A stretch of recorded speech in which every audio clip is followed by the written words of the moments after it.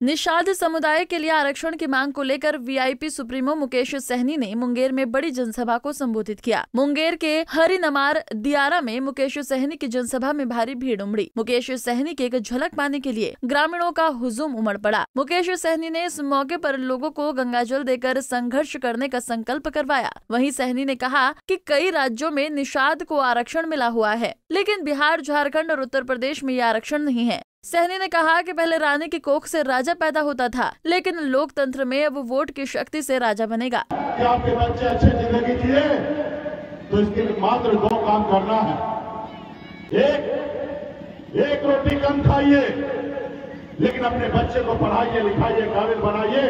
जब तक आपका समाज शिक्षित नहीं होगा, तब तक आपका समाज आगे नहीं बढ़ेगा। इसलिए बच्चे को पढ़ाइए, लिखाइए। और दूसरा, अपने अधिकार के लिए संघर्ष कीजिए, अपने अधिकार के लिए लड़ाई लड़िए। जब तक आप अपने अधिकार के लिए लड़ाई नहीं लड़िएगा, तब तक आपको अधिकार नहीं मिलेगा साथियों, तब तक आपको अधिकार नहीं मिलेगा। जैसे कभी हमारे पूर्वज 250 साल अंग्रेज से लड़ाई लड़ा, तब हमारा देश आजाद हुआ। इसी तरीके से संघर्ष आपको करना पड़ेगा। आजादी के बाद बाबा साहब भीमराव अम्बेडकर ने हमें एक शक्ति दिया, हमें एक ताकत दिया, हमें एक लोकतंत्र में संविधान बना के दिया और हमारे पास ऐसी शक्ति दिया जिससे हम अपने भविष्य को बेहतर कर सकते हैं। लेकिन उस शक्ति को आप लोगों ने, हम लोगों ने कभी पहचाना नहीं साथियों। वो क्या शक्ति है मालूम है? पहले राजा के घर में बच्चा जन्म लेता था, वही राजा बनता था। रानी के कोख से बच्चा जन्म लेता था, वही राजा बनता था। लेकिन आजादी के बाद बाबा साहब भीमराव अम्बेडकर ने हमें एक शक्ति दिया।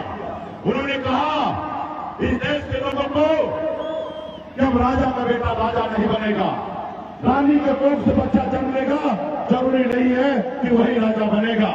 अब इस देश का राजा वही बनेगा जिसके पास वोट गिराने का ताकत होगा साथियों, वोट होगा।